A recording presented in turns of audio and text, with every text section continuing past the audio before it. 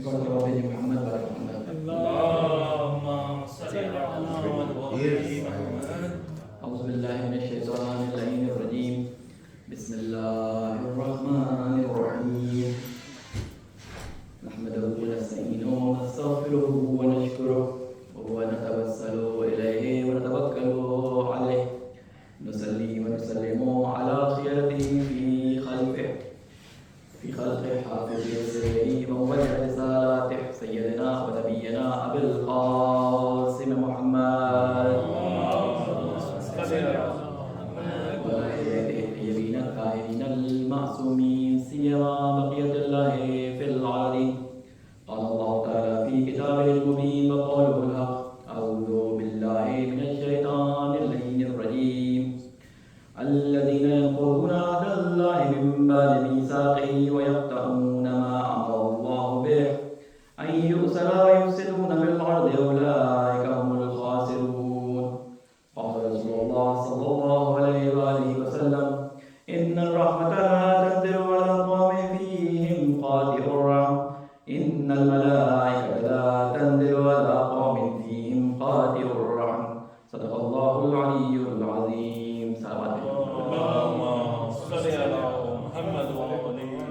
السلام علیکم ورحمۃ اللہ وبرکاتہ. سب سے پہلے تمام مومنین اور سننے والوں کو تقوی الہی کی وصیت اور نصیحت کرتا ہوں اور اللہ تعالیٰ سے دعا کرتا ہوں کہ پروردگار ہم سب کو تقوی الہی حاصل کرنے کے لیے جو مراحل ضروری ہیں ان کو تکمیل کرنے کی توفیق عطا فرمائے. جیسا کہ آپ کو معلوم ہے کہ شعبان مبارک کا مہینہ چل رہا ہے اور یہ وہ واحد مہینہ ہے کہ جس کے اندر تمام مناسبتیں خوشی کی ہیں. ائمہ علیہ السلام کی ولادتیں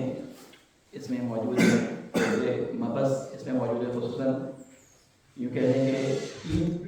جسے کہتے ہیں کہ ہمارے نزدیک جو دن عید کے ہو سکتے ہیں وہ تمام ایام اس میں موجود ہیں. اس مہینے کے بارے میں نے پچھلے جمعے میں تفصیل سے عرض کیا تھا شعبان کے بارے میں کہ شعبان کے بارے میں اللہ تعالیٰ کے رسول نے فرمایا کہ یہ میرا مہینہ ہے اور اس مہینے میں روزے رکھ کر علماء کی مدد کر کر جو ہے وہ میری مدد فرماؤ. لہذا اس مہینے میں روزے رکھنے کا اور اس مہینے میں لوگوں کے ساتھ انفاق کرنے کا، صلہ رحمی کرنے کا اور جتنے نیک کام ہو سکتے ہیں وہ کرنے کا بہت زیادہ ثواب بیان کیا گیا ہے. آج کیونکہ ہمارا دن ٹکرا گیا ہے امام سجاد علیہ السلام کی ولادت ہے، تو میں نے کوشش یہ کی ہے کہ آج زیادہ سے زیادہ امام کی زندگی، امام کی احادیث اور اس سے آپ کے سامنے جو ہے بیان کروں. اور جو مطالعہ میں آپ کے سامنے بیان کروں گا اس کو میں نے رہبر معظم کی کتاب 250 سالہ انسان سے جو ہے وہ لیا ہے. اس لیے اگر کسی کو سورس یا اس کے بارے میں کوئی چیز معلوم کرنی ہو تو وہ اس سے بعد میں اس کے ریفرنس پوچھ سکتا ہے. جس آیت کریمہ کی آپ کے سامنے میں نے تلاوت کی ہے سورہ بقرہ کی آیت نمبر 27 ہے، 26 سے 27 ہے، جس میں اللہ تعالیٰ فرما رہا ہے کہ الذین ینقضون عہد اللہ من بعد میثاقہ ویقطعون ما امر اللہ بہ ان یوصل ویفسدون فی الارض اولئک هم الخاسرون. وہ لوگ جو اللہ تعالیٰ سے کیا ہوا عہد توڑتے ہیں جبکہ انہوں نے یہ عہد باندھا ہو، اور وہ عہد کیسے توڑتے ہیں؟ وَيَقْطَعُونَ مَا أَمَرَ اللَّهُ کہ جو اللہ تعالیٰ نے ان کو وصل کرنے کا، جس چیز کے وصل کرنے کا ان کو اللہ تعالیٰ نے حکم دیا ہے اس چیز کو وہ قطع کر دیتے ہیں، توڑ دیتے ہیں. یعنی بتا رہے ہیں کہ وہ رشتہ داریاں، وہ تعلقات جو اللہ تعالیٰ نے صلہ رحمی کو عنوان سے اپنے رشتہ داروں سے رکھنے کے لیے بیان فرمایا ہے ان تعلقات کو یہ توڑ دیتے ہیں. وَيُفْسِدُونَ فِي الْأَرْضِ اور زمین میں فساد پھیلاتے ہیں. أُولَٰئِكَ هُمُ الْخَاسِرُونَ اور یہی لوگ ہیں جو گھاٹا پانے والے ہیں. اسی کے ذیل میں ایک روایت رسول خدا صلی اللہ علیہ وسلم وہ صلہ رحمی اور قطع رحمی کے حوالے سے آئی ہے. اس کا ایک حصہ آپ کے سامنے میں نے تلاوت فرمایا ہے. اس میں اللہ تعالیٰ کے رسول فرماتے ہیں کہ ان رحمت اللہ تنزل علی قوم کہ بے شک رحمت جو ہے اللہ تعالیٰ کی وہ اس قوم پہ نازل نہیں ہوتی فیہم قاطع الرحم کہ جس کے درمیان قطع رحم کرنے والا موجود ہو. ان الملائکہ لا تنزل علی قوم فیہ قاطع الرحم اور ملائکہ بھی اس قوم کے اوپر نازل نہیں ہوتے کہ جس کے درمیان قاطع رحم موجود ہو. قطع رحم ایک ایسی جسے کہتے ہیں کہ بیماری ہے. قطع رحم ایک ایسا گناہ ہے کہ جس کے بارے میں روایات میں کثرت سے ہمیں عذاب اور اس کے بارے میں جو نقصانات ہیں بیان کیے گئے ہیں۔ بعض روایات میں ملتا ہے کہ جو شخص اپنے تعلقات اس دنیا میں قطع کرتا ہے وہ جنت کی خوشبو کو بھی نہیں پا سکے گا۔ اس کے علاوہ بہت ساری جو دنیاوی معاملات ہیں جس میں اس عمل کا دنیا میں اثر ہوتا ہے وہ بھی بیان کیا گیا ہے، اور ان میں سے کم عمری ہے، یعنی انسان کی عمر قطع رحم کی وجہ سے گھٹ جاتی ہے۔ امام سجاد علیہ السلام سے بھی انشاءاللہ بیان کروں گا،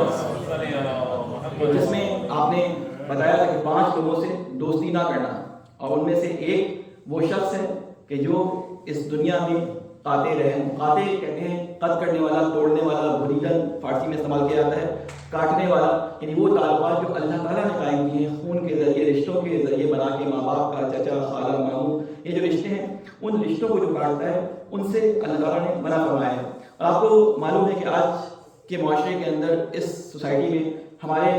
فیملیز کے اندر یہ پرابلم آ گئی ہے کہ بہت سارے رشتہ دار ایک دوسرے سے ناراض ہوتے ہیں، اور ان ناراضگیوں کی وجہ سے وہ اس کو آنا کا مسئلہ بناتے ہیں۔ ان کی اولادیں نہ اپنے کزنس کو جانتی ہیں، نہ اپنے خالہ، ماموں، پھوپھیوں کو جانتے ہیں، یعنی ایسے بھی لوگ ہیں کہ بہن بھائیوں کے درمیان رابطے منقطع ہیں، ماں باپ کے درمیان رابطے منقطع ہیں، بیٹی باپ کے درمیان رابطے منقطع ہیں، یعنی وہ تعلقات جن کے درمیان اللہ تعالیٰ نے دلوں میں محبت پیدا کی تھی وہ رابطے آج کے معاشرے کے اندر ہمیں نظر آتے ہیں کہ لوگوں نے توڑے ہوئے ہیں۔ لہٰذا ایسی باتوں کو، ایسی آیات کو جو ہے وہ پڑھ کر لوگوں کے سامنے زیادہ سے زیادہ بیان کرنا چاہیے کہ وہ رابطے دوبارہ سے جڑے ہیں، کیونکہ اللہ تعالیٰ نے یہ فرمایا ہے کہ دیکھو جنت کی خوشبو بھی وہ شخص نہیں پا سکتا کہ جو اس دنیا کے اندر اپنے ان رشتہ داروں سے جن سے تم نے قطع تعلق کیا ہے دوبارہ رابطہ نہ کرے۔ اس لیے اماموں کی یہ فرمائش اپنے چاہنے والوں سے اور جسے کہتے ہیں اپنے مومنوں سے یہ رہی ہے کہ اگر کوئی شخص تم سے قطع رحم کرتا ہے، اگر کوئی شخص تم سے رابطہ توڑتا ہے تو تمہاری یہ ذمہ داری ہے کہ تم کسی نہ کسی طریقے سے اس سے رابطہ جوڑنے کی کوشش کرو۔ اگر تم یہ رابطہ جوڑنے کی کوشش کرو اور وہ شخص آگے سے تمہارے سامنے تکبر سے یا کسی بھی اکڑ سے پیش آئے تو اس کا ثواب اللہ کے یہاں تمہارے لیے محفوظ ہے۔ لہذا کوشش کرنی چاہیے کہ ہم لوگوں کے ساتھ، خاص طور پر مومنین کے ساتھ، اپنے رشتہ داروں کے ساتھ اس رابطے کو اچھے اور خوشگوار طریقے سے برقرار کریں۔ ہماری جو گفتگو اصل میں آج مجھے کرنی تھی وہ امام سجاد علیہ السلام اور ان کے زمانے میں جو واقعات پیش آئے اور جو حالات تھے اس سے متعلق کرنی تھی۔ انشاءاللہ پہلا اور دوسرا خطبہ اسی سے مخصوص ہوگا۔ سب سے پہلے میں امام سجاد علیہ السلام کو کربلا کے واقعے کی بات سے آپ کے سامنے تھوڑا سا حالات کو بیان کرنا چاہوں گا کہ کربلا کے واقعے کے بعد ہوا کیا۔ آپ کو معلوم ہے کہ سب سے مشکل امامت کی جسے کہتے ہیں منتقلی کا جو مرحلہ تھا وہ امام سجاد کا تھا۔ 30 سالہ آپ کا دور امامت رہا، اور ان 30 سالوں کے اندر امام نے سخت ترین دور دیکھا، یعنی بہت کم ایسے ایام تھے کہ جس میں امام کے اوپر پہرے، امام کے اوپر سختیاں اور امام کے اوپر آنے والی مشکلات کم ہوں، بلکہ 30 سال کا عرصہ جو 6 اموی حاکموں اور 6 اموی خلفاء کے درمیان گزرا، اس میں سب سے پہلا یزید تھا، اس سے پہلے جو ہے وہ جب امام نہیں تھے تو معاویہ تھا، اس کے بعد مروان کی اور ابن مروان جو عبدالملک بن مروان تھا جس کے زمانے میں تقریباً 20 سال امام سجاد جو ہے وہ موجود تھے، اس کے بعد اس کے 2 بیٹے تھے، لیکن میں سب سے سخت مرحلہ یزید کے بعد جو تھا وہ عبداللہ بن مروان کا مرحلہ تھا۔ اس شخص کے بارے میں کہتے ہیں کہ یہ بہت زیادہ کثرت سے تلاوت قرآن کیا کرتا تھا، اور جب اس کو پتہ چلا کہ اس کا باپ مر گیا ہے اور اس کو خلافت منتقل ہو گئی ہے تو یہ کتابت جو ہے یہ قرآن مجید پڑھ رہا تھا، قرآن مجید پڑھ رہا تھا، اور جب اس کو پتہ چلا کہ خلافت اس کے ہاتھ میں آ گئی اور یہ خلیفہ ہوگا، اس نے قرآن کو بند کیا اور کہا کہ حاضر فراق بینی و بینک، کہ آج میرے اور تمہارے درمیان جو ہے وہ فراق ہو گیا، یعنی میں آپ سے جدا ہو رہا ہوں۔ اس کے بعد اس نے وہ ظلم آل محمد پہ کیے ہیں، وہ ظلم آل محمد پہ کیے ہیں کہ کسی خلیفہ نے، اموی خلیفہ نے، حتیٰ یزید نے بھی ایسے ظلم نہیں کیے۔ اس کا طریقہ کار یہ تھا کہ یہ کھانے کے وقت اپنے سامنے کسی شیعہ جو کہ اہل بیت کا چاہنے والا تھا اس کو اپنے سامنے جو ہے وہ ہاتھ پیر اس کے کٹواتا تھا، اس کو تڑپتا ہوا دیکھتا تھا، اور اپنے کھانے میں وہ جسے کہتے ہیں مزہ لیتا تھا اس سارے منظر کا، یعنی اتنا شدید تھا۔ اس کے زمانے میں آپ اس سے سمجھ سکتے ہیں کہ اس کا جو حاکم تھا وہ حجاج بن یوسف جیسا حاکم اس کی طرف سے معین کیا تھا، جس کے ظلم کی داستانیں آپ سن چکے ہیں، یعنی آپ تصور بھی نہیں کر سکتے کہ اس نے کیا کیا ظلم امام پہ کیے۔ لیکن امام سجاد علیہ السلام نے اس زمانے میں اپنی اسٹریٹجی اس طرح سے رکھی کہ اپنے آپ کو اور شیعوں کو جو ہے وہ زمانے میں بچا کے رکھے۔ وہ چیز جو امام سجاد کی زندگی میں ہمیں نظر آتی ہے، یہ نظر آتی ہے کہ جب آپ نکلے ہیں تو بولڈنس کا جو جسے کہتے ہیں کہ منظر یا منظر کشی جو کی گئی ہے وہ یزید اور کوفہ کے دربار میں کی گئی تھی، جہاں پہ امام حسین علیہ السلام کے فرزند ایسی حالت میں آتے ہیں کہ وہ بیماری سے تازے اٹھے ہیں۔ ہم نے امام سجاد علیہ السلام کو نعوذ باللہ بیمار امام کے طور پہ لوگوں کے درمیان انٹروڈیوس کروا دیا ہے، جبکہ وہ بیماری اللہ تعالیٰ کی طرف سے ایک عارضی بیماری تھی، ایک پیٹ درد کی بیماری تھی امام کو، اور اس کی وجہ سے امام حسین علیہ السلام کے اس فرزند پہ کمزوری آئی تھی اور اس کی وجہ سے بے ہوشی آ گئی تھی۔ وہ اللہ تعالیٰ کی حکمت تھی کہ اللہ تعالیٰ کے یعنی جسے کہتے ہیں کہ امام حسین کی فریاد پہ لبیک نہ کہنے والوں کا اس وقت انجام بہت برا ہونا تھا، اس لیے امام سجاد کو وقتی طور پہ بیماری یا بے ہوشی دے دی گئی تھی کہ جس کی وجہ سے وہ وہاں پہ زندہ رہ سکے اور آگے امام حسین علیہ السلام کی نسل اور امام حسین علیہ السلام کا پیغام آگے تک پہنچ سکے۔ لہٰذا امام سجاد علیہ السلام جب وہاں سے نکلے ہیں تو سب سے پہلا کام انہوں نے جو کام کیا ان میں 3 کاموں کو ہم مرحلہ وار دیکھ سکتے ہیں۔ ایک کام جو امام سجاد علیہ السلام نے انجام دیا وہ یہ کہ لوگوں کے درمیان عقائد جو پھیلا دیے گئے تھے، لوگوں کے درمیان عقائد کے لحاظ سے جو پستی آ چکی تھی ان کو درست کرنے کے لیے امام علی بن حسین نے کیا کام کیا؟ سب سے پہلے قرآن کو لوگوں کے درمیان رائج کرنا شروع کیا، یعنی کہ اللہ تعالیٰ کی کتاب سے لوگ اتنے دور ہو چکے تھے کہ لوگ قرآن مجید کو پڑھتے تھے لیکن اس کو سمجھتے نہیں تھے۔ آپ دیکھیں کہ یہ شخص جو تلاوت قرآن کثرت سے کرنے والا تھا، جب اس کو خلافت ملی تو اس نے قرآن مجید کو بالکل چھوڑ دیا، حالانکہ عربی سمجھنے والے لوگ تھے لیکن یہ قرآن پہ تفکر و تدبر نہیں کرتے تھے۔ آپ نے قرآن مجید میں کثرت سے یہ آیات پڑھی ہیں اور میں نے آپ کو اکثر یہ آیات سنائی کی ہیں کہ کس طرح قرآن مجید بعض لوگوں کو اس سے ہدایت دیتا ہے اور بعض لوگ اس کے ذریعے گمراہ ہو جاتے ہیں۔ اور اس کی مثال میں نے دی تھی کہ جب قرآن مجید اس رحمت باران رحمت کی طرح ہے کہ جب باران رحمت آسمان سے آتی ہے، جب کسی پاکیزہ چیز پہ پاکیزہ مٹی پہ پڑتی ہے تو اس سے خوشبو اٹھتی ہے، لیکن جب یہی چیز کسی کچرے اور کسی گندگی میں پڑتی ہے تو اس سے بدبو اٹھتی ہے۔ لہٰذا قرآن مجید سے استفادے کی کچھ شرائط ہے کہ اس سے اگر استفادہ کرنا چاہتا ہے انسان، اس سے ہدایت لینا چاہتا ہے تو اس کے لیے اپنے دل کو پاکیزہ کرنا، اپنے دل کو آلائشوں سے پاک کرنا وہ بہت ضروری ہے۔ لہٰذا امام سجاد علیہ السلام نے 3 کام جو کیے ان میں سے پہلا کام یہ تھا کہ قرآن مجید کو اور دینی احکامات اور دینی جسے کہتے ہیں شریعت کے احکامات کو دوبارہ سے لوگوں کے سامنے بیان کرنا شروع کیا۔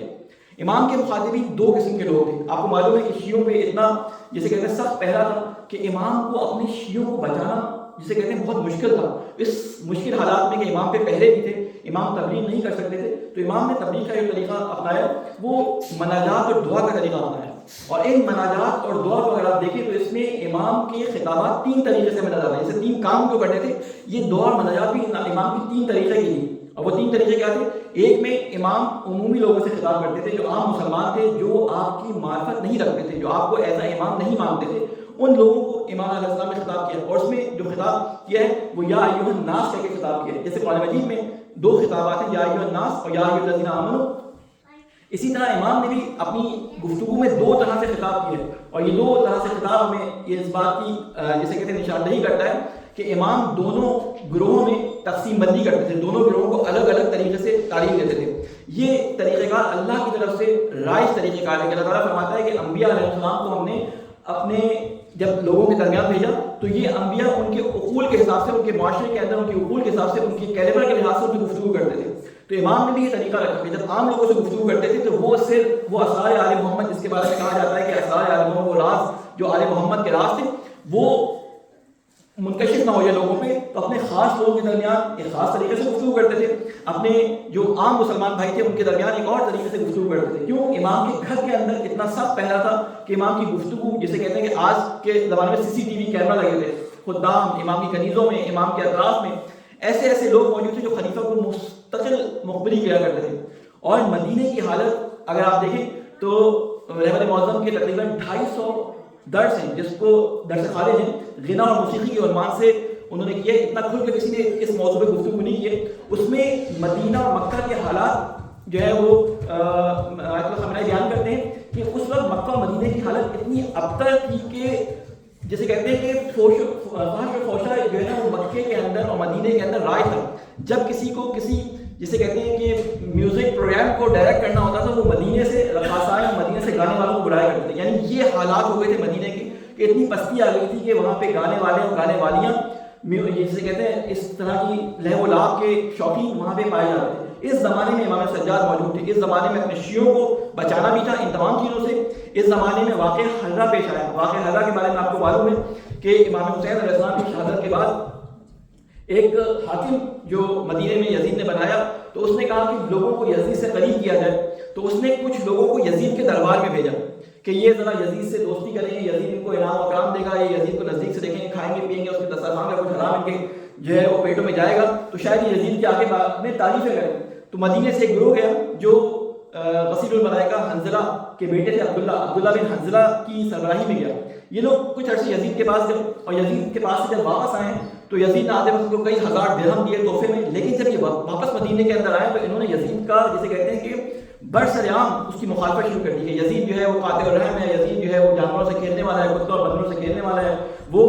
کھلے عام جو ہے وہ گناہ کرنے والا، شراب نوشی کرنے والا، یعنی یزید کے بارے میں مختلف قسم کی انہوں نے جو بھی باتیں بیان کر سکتے تھے جس سے لوگ ناآشنا تھے وہ بیان کی، جس کی وجہ سے مدینے میں ایک شورش برپا شروع ہو گئی، جس کو دبانے کے لیے کہ کہیں یہ شورش یزید کے خلاف ایک دوسری جہاد کی صورت میں جو ہے وہ اٹھ نہ کھڑی ہو، تو یزید نے مسلم بن عقبہ نامی اپنے ایک جسے کہتے ہیں سپہ سالار کو جو کہ بہت ہی ظالم تھا اس کو مدینے پہ حملہ کرنے کے لیے بھیجا۔ 3 یا 4 دن تک اس نے پہلے مدینے کا محاصرہ کیا اور اس کے بعد جب یہ مدینے کے اندر داخل ہوا تو مدینے میں داخل ہونے کے بعد اس نے 3 دن کے لیے مدینے کو اپنی فوجوں پہ حلال کر دیا۔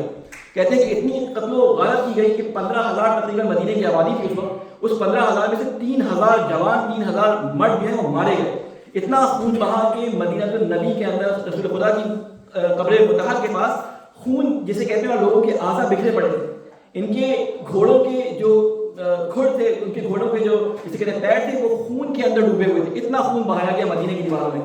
اتنا زیادہ جو ہے وہ مدینے کے اندر جو ہے وہ قتل و غارت کری گئی اور اتنے زیادہ جسے کہتے ہیں کہ ارتکاب جو فحاشی کے ارتکاب انہوں نے کیے کہ اس کے بعد 1,000 نامشروع بچے مدینے کے اندر پیدا ہوئے۔ سوچیں انہوں نے بعد میں کیا اہل بیت کے خلاف کام کیا ہوگا، تو یہ ظلم اس نے کیا۔ اس ظلم میں بھی امام زین العابدین علیہ السلام نے ایسی حکمت عملی سے کام لیا کہ ان کو اور ان کی شیعوں کو نقصان نہ پہنچے، اور اس مقصد کے لیے انہوں نے بہت سارے کام کیے جس کا ابھی وقت نہیں ہے کہ میں اس کو یہاں پہ بیان کر سکوں۔ مختصر یہ کہ امام علیہ السلام کے پہلے جو جسے کہتے ہیں کہ اقدامات میں سے یہ تھا کہ لوگوں کو اللہ تعالیٰ کی کتاب کے نزدیک ہے، یعنی قرآن مجید کے نزدیک ہے۔ جب بھی کسی معاشرے کے اندر پستی آ جائے، لوگ فسق و فجور کا شکار ہونے لگے، لوگوں میں عقائد کے لحاظ سے بحران پیدا ہونے لگے، لوگوں کے اندر عقائد جو ہیں وہ بگڑنے لگے، تو سب سے پہلا کام جو اللہ کی طرف سے، اللہ کے رسول کی طرف سے، اس کے بھیجے ہوئے آئمہ کی طرف سے ہوا ہے وہ یہی کہ قرآن مجید کو لوگوں میں عام کیا جائے۔ دوسری چیز جو ہمیں نظر آتی ہے امام سجاد علیہ السلام کی زندگی میں کہ وہ قرآنی آیات سے ان دعاؤں کے اندر استدلال کرتے تھے کہ جو عام لوگوں سے خطاب ہوتا تھا، لیکن جب اپنے لوگوں سے خطاب کرتے تھے تو اس میں وہ قرآنی آیات کا استدلال نہیں کرتے تھے۔ کیوں؟ ان کے لوگ ان کی بات پہ اعتبار کرتے تھے کہ اگر امام ایک بات فرما رہے ہیں تو یہ اللہ تعالیٰ کی کتاب سے، اللہ تعالیٰ کی رسول کی احادیث سے، اللہ تعالیٰ کے رسول کی سیرت سے اس کو بیان فرما رہے ہیں، اس لیے ان کے درمیان یہ سورسز یا یہ منابع یا قرآن اور حدیث کو الفاظ کی صورت میں بیان نہیں کیا جاتا تھا۔ ہم اگر دیکھتے ہیں تو ہمیں نظر آتا ہے کہ امام سجاد علیہ السلام کی تحفۃ العقول کے اندر ایک حدیث ہے، اس کو اگر آپ مطالعہ کریں، میں انشاءاللہ دوسرے خطبے میں اس کو یعنی اس کا تھوڑا سا حصہ آپ کے سامنے بیان کروں گا۔ کہتے ہیں کہ کیونکہ کسی بھی شخص کو پہچاننے کے لیے ضروری ہے کہ آپ اس کے کلام سے واقف ہوں، آپ اس کی گفتگو سے آشنا ہوں تاکہ آپ اس کو پہچان سکیں۔ کوئی کسی کے بارے میں کیا بتاتا ہے اس سے آپ اس کے بارے میں پہچان تو سکتے ہیں، اس کو دور سے دیکھیں، لیکن وہ کیسا ہے، اس کے اندر کیا صفات ہیں، وہ اس سے گفتگو کر کر اس کے کلام سے آپ کو سمجھ آتی ہے۔ لہذا کوشش یہ کرنی چاہیے کہ ان مناسبات پہ زیادہ سے زیادہ ہم جہاں یہ بتاتے ہیں کہ امام ایسے تھے، انہوں نے یہ کیا، انہوں نے یہ کیا، یہ بھی بتانا چاہیے کہ امام نے ہمیں کیا کرنے کے لیے کہا، امام نے عملی زندگی میں عام لوگوں کے لیے کیا طریقہ کار بتایا کہ کس طرح سے چلنا ہے۔ اور جتنے بھی امام گزرے ہیں امام علی علیہ السلام کے بعد سے جتنے بھی امام گزرے ہیں آپ سب میں دیکھ لیں گے ان کا ہدف ایک ہی تھا، اور وہ کیا تھا؟ وہ ہدف بعض دفعہ بعض ائمہ کی زندگی میں پورا ہوا اور بعض ائمہ کی زندگی میں پورا نہیں ہوا، اور وہ ہدف تھا کہ اسلامی نظام کا قیام، کہ ایک اسلامی نظام کو قائم کر دیا جائے کہ جہاں پر حاکم اللہ تعالیٰ کی طرف سے معین کیا ہوا وہ شخص ہو کہ جو امام کہلاتا ہے، کیونکہ لوگ بعنوان امام زین العابدین کو، امام سجاد کو نہیں پہچانتے تھے، لہذا امام نے یہ کام کیا کہ قرآن کی تعلیم رائج کرنے کے بعد ان کو امامت کے مفاہیم کے بارے میں بتانا شروع کیا۔ تیسری چیز جو امام نے لوگوں کے درمیان رائج کی وہ تھی گریے اور عزاداری، گریہ اور عزاداری، یعنی 30 سال کا جو عرصہ ہے اس میں آپ کو نظر آئے گا کہ امام علیہ السلام مختلف جسے کہتے ہیں کہ جگہوں پہ جاتے وہاں پہ مختلف حالات پیش آتے، کبھی کسی قصاب کی دکان کے سامنے سے گزرتے تو آنکھوں سے آنسو نکل جاتے، وضو کرتے تو آنکھوں سے آنسو نکلتے، یعنی یہ جو چیزیں عزاداری کے طور پہ رائج ہیں، ان کے سب سے پہلے رائج کرنے والے کون تھے؟ بی بی زینب اور امام سجاد علیہ السلام۔ امام سجاد علیہ السلام نے عزاداری کو لوگوں کے درمیان رائج کیا، اور کس طرح سے رائج کیا؟ یہ عزاداری مناجات کی صورت میں تھی، یہ عزاداری اشعار کی صورت میں تھی۔ امام لوگوں کو، پڑھنے والوں کو قصیدہ اور منقبت اور نوحہ پڑھنے والوں کو دعوت دیا کرتے تھے کہ وہ آئیں اور امام حسین علیہ السلام کی صفات کو بیان کریں، امام حسین علیہ السلام کی شہادت کے بارے میں بیان کیا کریں۔ تو یہ طریقہ امام زین العابدین علیہ السلام نے ہمیں سکھایا کہ کس طرح سے عزاداری کرنی ہے۔ پھر اس کے بعد جو تیسری چیز جو میں آپ کے سامنے بیان کرنا چاہتا تھا وہ یہ کہ ان روایات کو کہ جن کو آپ سمجھتے ہیں کہ یہ صرف رونے اور گناہ بخشوانے کے لیے ہیں، اصل میں ہمیں سمجھنا ہوگا کہ یہ جو مناجات امام سجاد علیہ السلام سے صحیفہ کاملہ ہوئی، مطالب اخلاق ہوئی، یا تو نقول یا کافی کے اندر آنے والی جو امام سجاد سے روایات ہیں یا وہ اشعار جو امام سجاد علیہ السلام سے منسوب ہے، ان کو اگر آپ دیکھیں تو ان کو ایک خاص شکل میں آپ دیکھیں گے، یعنی ایک خاص طریقے سے ہمیں ایک خاص نہج پہ چلنے کی ہمیں جو ہے وہ تعلیم دے رہے ہیں۔ ہر امام نے ایک اسٹریٹجی اپنی الگ رکھی ہے، اسی لیے میں اکثر اپنی مجالس میں یہ بات کہتا ہوں کہ دیکھیں 12 یا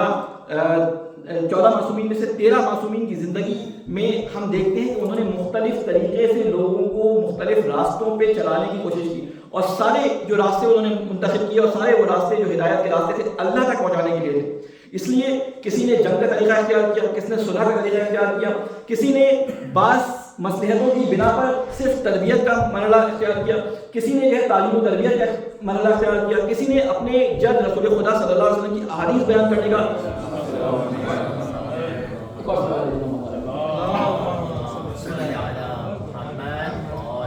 کسی نے اپنے جد رسول خدا اور اپنے اجداد کی جو ہے وہ روایات کو بیان کرنے کا طریقہ اختیار کیا، کسی امام نے امام صادق کی طرح علمی میدان کے اندر لوگوں کو اتنی ترقی جیسے دی کہ لوگ علمی طور پہ ان کی سطح بلند ہو سکے، تاکہ وہ معاشرے کے اندر ایسے کام کر سکیں جو لوگوں کی فلاح و بہبود کے لیے ہوں، وہ اللہ تعالیٰ کی طرف سے بنائی گئی اس کائنات کے رازوں کو دریافت کر سکیں۔ لہٰذا آپ کو نظر آئے گا کہ مختلف اماموں کے مختلف کام ہیں۔ یہ 12 اماموں کی اگر آپ تاریخ کو دیکھیں تو آپ کو اس بات میں جسے کہتے ہیں کہ چوز کرنے میں آسانی ہوگی کہ اپنی زندگی میں آج پیش آنے والے حالات میں آپ کو معلوم ہونا چاہیے کہ کس امام نے کس موقع پہ کس طرح کی اسٹریٹجی استعمال کی، کیونکہ اگر آپ ان کے حالات سے استفادہ نہیں کریں گے، کیونکہ اگر آپ ان کے جسے کہتے ہیں تعلیمات سے واقف نہیں ہوں گے تو آپ کس طرح آج کے زمانے میں اپنے لیے کوئی راہ عمل بنا سکیں گے۔ آج کے زمانے میں ہمیں بعض جگہوں پہ امام حسن علیہ السلام کی زندگی کے مطابق عمل کرنا پڑتا ہے، بعض جگہوں پہ ہمیں امام سجاد علیہ السلام کی زندگی کے مطابق عمل کرنا پڑتا ہے، بعض جگہوں پہ ہمیں امام صادق علیہ السلام کی زندگی کے مطابق عمل کرنا پڑتا ہے۔ لہٰذا آج کے دور میں یہ 12 اماموں کا جو ماڈل ہمارے پاس موجود ہے زندگی گزارنے کا، اس میں سے ہمیں کسٹمائز کرنا پڑے گا کہ آج ہم اپنی ہدایت ان کے کس طریقہ کار کے مطابق حاصل کر سکتے ہیں۔ لہٰذا کسی ایک امام کو لے کے آپ سارے اپنی زندگی کے مراحل میں نہیں چل سکتے۔ یہ 12 اماموں کی سیرت اسی وقت ہمارے سامنے معین ہو سکتی ہے کہ جب آپ ان کی سیرت کے بارے میں معلوم کریں، ان کی سیرت کے بارے میں پڑھیں، آپ کو معلوم ہو کہ امام نے اپنی زندگی کیسے گزاری، انہوں نے لوگوں کے ساتھ اپنے روابط کو کیسے رکھا۔ اگر ہمیں صرف ان کے بارے میں یہ معلوم ہوگا کہ وہ ایسے تھے، وہ اس طرح معجزات دکھاتے تھے، وہ اس طرح کرامات کرتے تھے، ان کے بارے میں ہم نعرے لگاتے تھے، ان کے بارے میں ہم منقبتیں پڑھتے تھے، میں اکثر اس بات کو ذکر کرتا ہوں، یہ باتیں آپ کے دل کو خوش تو کر سکتی ہیں لیکن آپ کو کسی عمل پہ ابھار نہیں سکتی، اور بعض دفعہ اگر آپ کے عمل پہ آپ کو کسی خوشی میں آپ کے وجہ میں آ کے آپ کو نعرے لگانے پہ مجبور تو کر دیں گی لیکن آپ کو حرکت دینے کے لیے آپ کے پاس کوئی راہ عمل نہیں دیتی۔ اس لیے تمام ان لوگوں کو میں گزارش کرتا ہوں جو میری جگہ پر بیٹھتے ہیں، تمام وہ لوگ جو لوگوں کو کچھ بیان کرتے ہیں، چاہے وہ نوحان ہوں، چاہے وہ ذکر کرنے والے ہوں، چاہے وہ مجلس پڑھنے والے ہوں، چاہے وہ تفسیر بیان کرنے والے ہوں، ان باتوں کو لوگوں کے سامنے بیان کریں کہ جو عملی زندگی میں لوگ اپنا سکیں۔ ہم ائمہ علیہ السلام کی وہ حالات اور وہ زندگی بیان کرتے ہیں جو خالق العادہ ہے۔ لوگ کہتے ہیں ٹھیک ہے امام علی علیہ السلام مثال کے طور پہ ایک وقت میں 40 جگہ نظر آتے تھے، یا مثال کے طور پہ امام علی علیہ السلام نے خیبر کا دروازہ اکھاڑ دیا، مثال کے طور پہ اس طرح کی جو باتیں بیان کرتے ہیں، مومن کہتے ہیں واہ واہ واہ، لیکن ہم کیسے اکھاڑ سکتے ہیں؟ ہم کیسے 40 جگہوں پہ جا سکتے ہیں؟ تو ہم یہ باتیں بیان کریں اپنے قلوب کی جسے کہتے ہیں جلا کے لیے، یہ باتیں اچھی ہیں لیکن عملی میدان میں امام نے کیا فرمایا وہ باتیں بھی بیان کرنی پڑیں گی، امام نے ہم سے کیا کہا وہ باتیں بھی بیان کرنی چاہیں گی، ہمیں جو ہے وہ سمجھنی پڑیں گی۔ لہٰذا اللہ تعالیٰ سے یہ دعا ہے کہ اللہ تجھے واسطہ ہے محمد علیہ محمد کا کہ ہمیں قرآن اور اہل بیت کے جو صحیح مفاہیم اور ان کی تعلیمات کے صحیح مطالب اور مفاہیم ہیں ان کو سمجھنے کی توفیق عطا فرما۔ اے اللہ تجھے واسطہ ہے محمد علیہ محمد کا ہمارے بچوں کو، ہمارے بزرگوں، ہماری بہنوں، ہمارے بیٹوں کے دلوں میں حب قرآن، حب رسول، حب آل محمد کو راسخ فرما۔ اے اللہ تجھے واسطہ ہے محمد علیہ محمد کا جہاں جہاں مسلمانوں پر ظلم ہو رہا ہے، خصوصاً فلسطین کے اندر، اس کے علاوہ کشمیر کے اندر اور یمن کے اندر اور مختلف جگہوں پہ جہاں جہاں ظلم ہو رہا ہے، اللہ اس ظلم سے مسلمانوں کو نجات عطا فرما۔ اے اللہ مسلمانوں کی حمیت کو جگہ اور جہاں ظلم ہو رہا ہے اس کے خلاف آواز اٹھانے کی ہمیں توفیق عطا فرما۔ اے اللہ تجھے واسطہ ہے محمد علیہ محمد کا،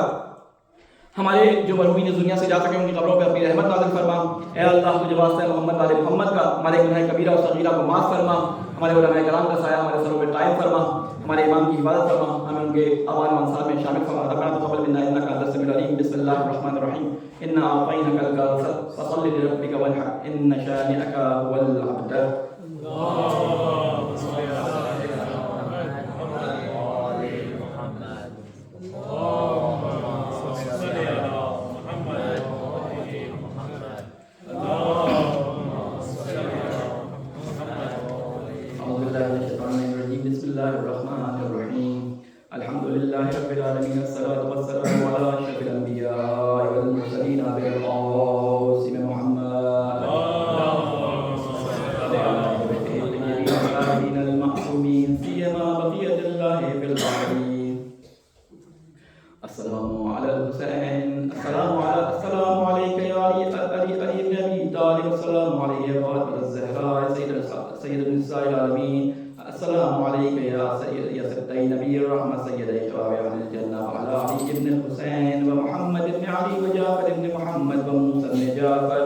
وعلي بن موسى ومحمد بن علي وعلي بن محمد والحسن بن علي والخلف القائم المحجة المنتظر، والمؤمنات والمسلمين والمسلمات الأحياء منهم والأموات، تاب بيننا وبينهم بالخيرات إنك مجيب الدعوات إنك على كل شيء قدير۔ صلوات اللہ۔ سب سے پہلے تمام مومنین اور مومنات کو تقوی الہی کی وصیت اور نصیحت کرتا ہوں، اور امام سجاد علیہ السلام کی ایک دعا سے کہ جو تحف الاول میں پیج نمبر 2 پہ یہ دعا آئی ہے، جس میں امام دعا کو اس طرح سے شروع کرتے ہیں کہ اے لوگوں تقوی اختیار کرو، اللہ سے ڈرو اور جان لو کہ اس کی جانب تم واپس پلٹ جاؤ گے۔ میری کوشش ہوگی کہ کچھ نہ کچھ امام سجاد علیہ السلام کے کلام سے آپ کے سامنے پیش کروں۔ یہ جو ہم سنتے ہیں کہ قیامت سے پہلے جو ہمارا حساب کتاب ہونا ہے وہ قبر میں ہونا ہے۔ حساب کتاب سے مراد جو ہم سے سوال و جواب ہونے ہیں اس کا پہلا مرحلہ وہ قبر ہے، یعنی اس دنیا سے نکلنے کے بعد جو پہلا مرحلہ ہے کہ جس میں ہم سے جسے کہتے ہیں کوئی ایگزام لیا جائے گا کہ جس کے بعد یہ فیصلہ ہوگا کہ اس کو سیدھے ہاتھ والے دروازے سے جانا ہے یا الٹے ہاتھ والے دروازے سے جانا ہے۔ تو یہ جو حدیث، یہ جو روایت ہمارے پاس آئی ہے جس سے ہمیں پتہ چلا کہ قبر میں سوالات کیا ہونے ہیں، وہ سوالات کی فہرست جو ہے وہ امام سجاد علیہ السلام کی حدیث سے لی گئی ہے، اور وہ حدیث میں چاہتا ہوں آپ کے سامنے بیان کروں۔ ایک سوال لیجیے محمد والے محمد۔ امام سجاد علیہ السلام کا طریقہ کار یہ تھا کہ جمعے کے دن اپنے شیعوں کو واضح و نصیحت کرتے تھے، اور اس کے اندر لوگوں کو مختلف اخلاقی چیزوں کے بارے میں بیان کرتے تھے۔ امام سجاد علیہ السلام سے آپ کو معلوم ہے کہ ایک بہت ہی مشہور جسے کہتے ہیں دعاؤں کا مجموعہ، جسے آپ صحیفہ کاملہ کے عنوان سے جانتے ہیں، وہ ہم تک پہنچا۔ اس کے بارے میں انشاءاللہ میں کچھ ایک انٹروڈکشن آپ کو تھوڑا سا دے دیتا ہوں تاکہ اس حدیث سے پہلے آپ کے ذہنوں میں موجود ہو کہ امام سجاد کے ذریعے سے جو دعائیں منسوب ہیں یہ 2 طریق سے ہم تک پہنچی ہیں۔ امام جعفر صادق علیہ السلام کے زمانے میں ایک شخص جس کا نام تھا ہارون کہتا ہے کہ میری ملاقات یحییٰ بن زید سے ہوئی۔ زید کون تھے؟ امام سجاد علیہ السلام کے بیٹے۔ امام سجاد کے بیٹے زید تھے، ان کو شہید کر دیا گیا، اس کے بارے میں آپ کو معلوم ہے، اور ان کے بیٹے تھے یحییٰ۔ کہتے ہیں ہارون کہتے ہیں کہ میری ملاقات یحییٰ سے ہوئی، تو اس نے مجھ سے پوچھا کہاں سے آ رہا ہو؟ تو میں نے کہا کہ میں مدینہ سے آ رہا ہوں۔ تو اس نے کہا کہ ہمارے اموزاد بھائی یعنی ہمارے چچا بھائی کے کیا حالات ہیں، یعنی امام کے بارے میں سوال کیا ہے، امام صادق علیہ السلام کے بارے میں۔ تو کہا کہ وہ اچھے ہیں اور تمہارے بارے میں پوچھتے ہیں، تمہارے بارے میں انہوں نے کچھ کہا ہے۔ تو اس نے کہا کیا کہا ہے میرے بارے میں؟ تو کہا کہ تمہارے بارے میں تعریف بہت کرتے ہیں، اور انہوں نے ایک ایسی بات کی ہے کہ میں اگر تمہیں بتاؤں گا تو تم ناراض ہو جاؤ گے۔ تو اس نے کہا ایسی کیا بات ہے مجھے بتاؤ۔ تو کہتے ہیں کہ جس طرح ہمارے چچا زید کو، جس طرح میرے چچا زید کو شہید کر دیا گیا، مظلومانہ طریقے سے ان کی شہادت واقع ہوئی، اسی طرح ان کے بیٹے یحییٰ کی بھی شہادت ہو جائے گی۔ اس نے کہا اچھا یہ بات ہے، تو اس سے پہلے کہ میری شہادت واقع ہو جائے میں تمہیں ایک امانت دینا چاہتا ہوں کہ جو تم میرے بھائی کو دے دو، یعنی امام صادق علیہ السلام تک پہنچا دو. تو وہ اس شخص ہارون کو لے کے اپنے گھر گیا اور اس نے ایک صندوق جو ہے وہ اس کو دیا اور کہا کہ یہ میرے بابا زید نے مجھے دیا تھا کہ ان کو ان کے بابا امام سجاد نے دیا تھا، یہ کچھ امانت ہے، میں چاہتا ہوں کہ امام سجاد امام صادق علیہ السلام تک یہ صندوق پہنچ جائے. ہارون یہ صندوق لے کے امام سجاد علیہ السلام کے پاس پہنچے تو امام سجاد نے صندوق کو دیکھا تو کہا یہ تمہیں کہاں سے ملا؟ کہا کہ یحییٰ سے میری ملاقات ہوئی، یہ باتیں ہوئی تو اس نے یہ صندوق مجھے دیا. کہا کہ ایسا ہی ایک صندوق میرے پاس ہے جو میرے بابا کو ان کے بابا نے دیا تھا، یعنی امام سجاد نے امام باقر کو، امام باقر نے امام صادق کو دیا. وہ صندوق کو نکال کے لے گئے، دونوں ایک ہی طرح سے صندوق تھے. وہ جب صندوق کھولا گیا تو اس میں وہ دعاؤں کے مجموعے جسے آپ آج صحیفہ کاملہ کے عنوان سے جانتے ہیں، ان دعاؤں کے وہ خطی نسخے موجود تھے جو امام سجاد علیہ السلام سے زید نے اور امام باقر علیہ السلام نے نقل کیے تھے. یعنی امام باقر کا نسخہ جو تھا وہ امام صادق کے پاس تھا اور امام حضرت زید کا نسخہ جو تھا وہ ان کے بیٹے کے پاس تھا. وہ انہوں نے آپس میں جمع کیا، بعد میں اسی کو کمپائل کر کے آج جو صحیفہ کاملہ کے اندر دعائیں ہیں اسی نسخوں سے اخذ کی گئی جو دعائیں ہم تک پہنچی. اس کے علاوہ امام کی بہت ساری روایات کافی کے اندر، بحر الانوار کے اندر اور تحف الاقل نام کی کتاب میں تمام ائمہ سے جو روایتیں وہاں سے روایات ہم تک آئی ہیں. تو اسی میں سے مسئلہ میں اس روایت میں آپ کے سامنے پڑھنا چاہتا ہوں تاکہ ہمیں کلام امام سے تھوڑی سی آشنائی حاصل ہو. امام علیہ السلام اپنے لوگوں سے خطاب کرتے ہوئے فرماتے ہیں کہ اے لوگوں، اللہ سے ڈرو اور یہ بات جان لو کہ تم اس کی جانب واپس لوٹنے والے ہو. تو ہر شخص جس نے بھی آج کوئی اچھائی یا برائی کی ہے وہ کل اسے اپنے سامنے موجود پائے گا،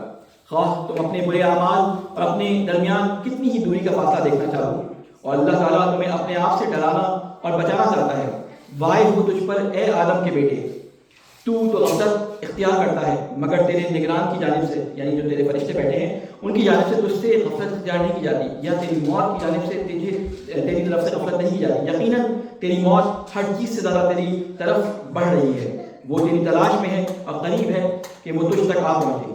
تو گویا تیری مدت عمر پوری ہو چکی اور ملک الموت نے تیری روح قبض کر لی ہے اور تجھے تنہا تیری قبر کی جانب لے جایا جائے گا. اور تیری مرضی کے علیحدہ دو فرشتے منکر اور نکیر تیری قبر میں گھس آئیں گے تاکہ وہ تجھ سے سوال و جواب کریں اور سختی سے تیرا امتحان لیں. یہ جو کہا جاتا ہے کہ ہم بچپن سے میں نے آپ کے سامنے اس کو تفصیل سے اپنے مجالس سے بیان کیا ہے کہ جو سوال ہوں گے یہ زبانی کلامی نہیں ہوگا بلکہ یہ عمل ہوگا جو وہاں پر تولا جائے گا. صرف جواب دے دینے سے وہاں پہ مسئلہ حل نہیں ہوگا. تو سوال و جواب امام سجاد علیہ السلام بیان کرتے ہیں، وہ فرمائیں گے کہ تیری قبر میں گھسنے کے بعد وہ سب کچھ سوال کریں گے اور کہیں گے کہ آگاہ رہو، وہ دونوں سوالوں میں سب سے پہلے تم سے تمہارے رب، تمہارے معبود کے بارے میں پوچھیں گے. جب تم کہو گے اللہ میرا رب ہے تو وہ چیک کریں گے کہ یہ اللہ کو اپنا رب مانتا ہے، اللہ کو اپنا پرورش کرنے والا مانتا ہے، اللہ کو اپنا مالدار مانتا ہے، اللہ کو مانتا ہے کہ میں اس کے لیے تمام اپنی عبادتوں کو ادا کرتا ہوں. لیکن دنیا کے اندر اس نے اللہ کو اپنا رب مانا تھا، اللہ کی عبادت کی تھی، یا لوگوں کے آسرے میں لوگوں کے جسے کہتے ہیں کہ عبادتیں کیا کرتا تھا. اس کے بعد ایک اور سوال میرے جب تجھ سے تیرے رب کے بارے میں سوال کریں گے کہ جس کی تم پرستش اور عبادت کرتے ہو، اور پھر تم سے اس نبی اور پیغمبر کے بارے میں پوچھیں گے جو تمہاری جانب بھیجا گیا، اور اس دین کے بارے میں کہ جس کو تم پسند کیا کرتے تھے اور جس کو تم نے پسند کیا تھا اپنے لیے اپنانے کے لیے، اور اس کتاب کے بارے میں پوچھیں گے کہ جس کی تم تلاوت کیا کرتے تھے، اور اس امام کے بارے میں کہ جس کے پیچھے تم چلا کرتے تھے، اور تمہاری عمر کے بارے میں کہ کس کام سے گزاری، اور تمہارے مال کے بارے میں کہ کہاں سے اسے حاصل کیا اور کہاں پر اس کو خرچ کیا. یہ سارے سوالات تم سے قبر میں کیے جائیں گے. یہ جو 4 سوالات ہیں میں نے آپ کو ایک حدیث مولا امیر المومنین علیہ السلام سے مربوط بتائی تھی، رسول خدا سے حدیث تھی کہ عنوان صحیفۃ المومن حب علی ابن ابی طالب، کہ علی ابن ابی جسے مومن کا جو صحیفہ ہے، مومن کی جو کتاب ہے، اس کا عنوان کیا ہے؟ امام علی علیہ السلام سے محبت. اور وہاں پہ میں نے آپ کو ذکر کیا تھا کہ جب کوئی رسالہ کوئی چیز اس دنیا میں بھی لکھا جاتا ہے تو عنوان کو پہلے پیج پہ لکھا جاتا ہے، یعنی آپ کو سلیکٹ کرتے ہیں تو اس عنوان کو دیکھ کر اس کتاب کو نکالتے ہیں. اگر کسی نے اپنے اوپر ٹائٹل لگایا ہوا ہے کہ محب اہل بیت، محب علی، محب امام حسین، تو اس ٹائٹل کو دیکھ کر شاید اس کو بلا تو لیا جائے، لیکن جب اس کو کھولا جائے اس کتاب کو اور اس ٹائٹل کے مطابق اس کے اندر موجود چیزیں نہ ہوں تو اس تھیسس کو فیل کر دیا جاتا ہے اور ریجیکٹ کر دیا جاتا ہے. اگر آپ اپنے جسے کہتے ہیں اپنے آپ کو شیعہ علی کہتے ہیں، ہم اگر اپنے آپ کو امام حسین علیہ السلام کا چاہنے والا کہتے ہیں، ہم اپنے آپ کو ائمہ علیہ السلام کا پیروی کرنے والا بولتے ہیں، تو ہمیں شاید اٹھا کے ایک طرف کھڑا تو کر دیا جائے، لیکن جب ہماری منکر و نکیر کے تیار کردہ اور ہمارے جسے کہتے ہیں دونوں طرف بیٹھے ہوئے فرشتوں کے تیار کردہ اس پرندے کو اس فائل کو کھولا جائے گا تو یہ دیکھا جائے گا کہ جو چیز یہ اعلان کرتا ہے وہ چیز اس کی فائل میں موجود ہے یا نہیں. اگر وہ چیز ان جوابوں کے مطابق ہوئی جو اس نے زبانی بچپن سے یاد کیے ہوئے جو کیے تھے دوہرا دیے، اگر ان کے مطابق ہوئی تو اس کو پاس کر دیا جائے گا، اور اس کے مطابق نہیں ہوئی تو اس کو وہاں پہ ریجیکٹ کر دیا جائے گا. تو امام فرماتے ہیں کہ اس لیے تم احتیاطی تدابیر کر لو اور امتحان کی تیاری میں اپنے نفس کی مدد کرو، اور امتحان میں پوچھ گچھ اور آزمائش سے پہلے ہی جواب تیار کر لو. بس اگر تم مومن اپنے دین کے شناسہ، سچوں کے پیروکار اور اولیاء الہی کے دوستدار ہوں گے تو اللہ خود ہی تم کو حجت و دلیل کا ارتقا دے دے گا. یعنی اللہ تعالیٰ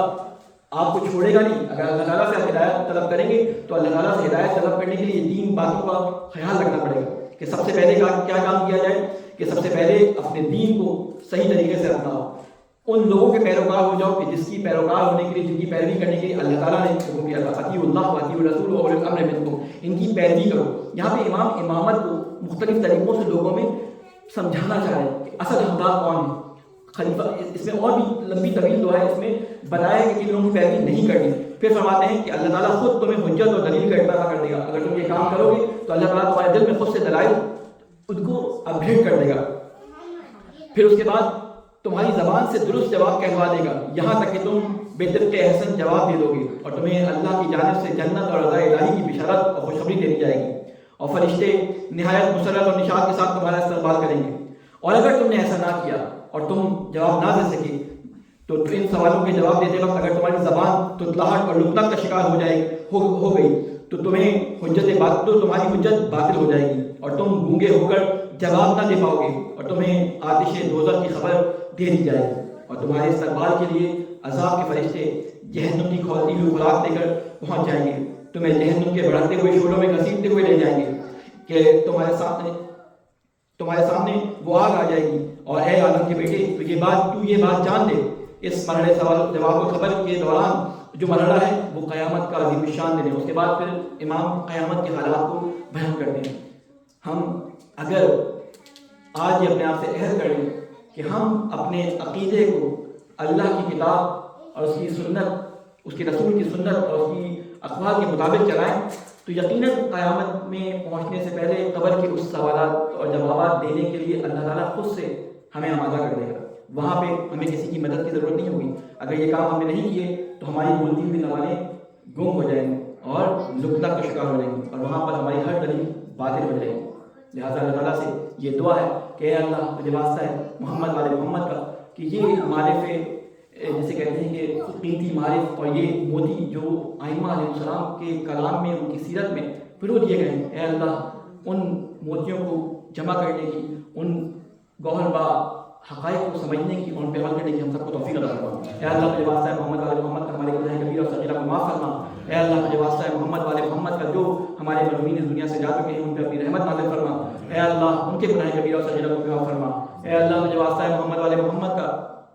غزہ کے اندر فلسطین کی طرف جو ہے وہ اسرائیل اور پوری دنیا کی طرف سے بائیکاٹ کر دیا گیا ہے، وہاں پہ جنگ مسلط کر دی گئی ہے. اے اللہ ہم کچھ نہیں کر سکے اور نہ کچھ کرنے کی ابھی صلاحیت رکھتے ہیں. اے اللہ ہماری اس معذرت کو قبول فرما اور ہمیں توفیق عطا فرما کہ ہم اپنے بھائیوں کے لیے کچھ انجام دے سکیں. اے اللہ مجھے واسطہ ہے محمد والے محمد کا ہم قیامت کے دن لوگوں میں شمار نہیں ہوتے کہ اگر قیامت کے دن کسی فلسطینی بچی نے یہ صدا وہاں پہ بلند کی کہ اے مسلمانوں، جب میں آواز دے رہی تھی، جب میرے بھائی کے گلے پہ خنجر چل رہا تھا تو تم کہاں تھی، تم نے کیوں میری حمایت کی؟ اے اللہ مجھے ان کی حمایت کرنے والوں میں اور ہم سب کو ان کی حمایت کرنے والوں میں شامل فرما. اے اللہ مجھے واسطہ محمد والے محمد کا ہمارے علماء کرام کا سایہ ہمارے سروں پہ قائم فرما. ہمیں اپنے ائمہ علیہ السلام کے فرامین کو سمجھ کر عمل کرنے کی توفیق عطا فرما. ہمارے امام کی حفاظت فرما، ہمیں ان کے آوان و انصار میں شامل فرما. ربنا تقبل منا انك انت السميع العليم. بسم الله الرحمن الرحيم. قل هو الله احد الله الصمد لم يلد ولم يولد ولم يكن له كفوا احد.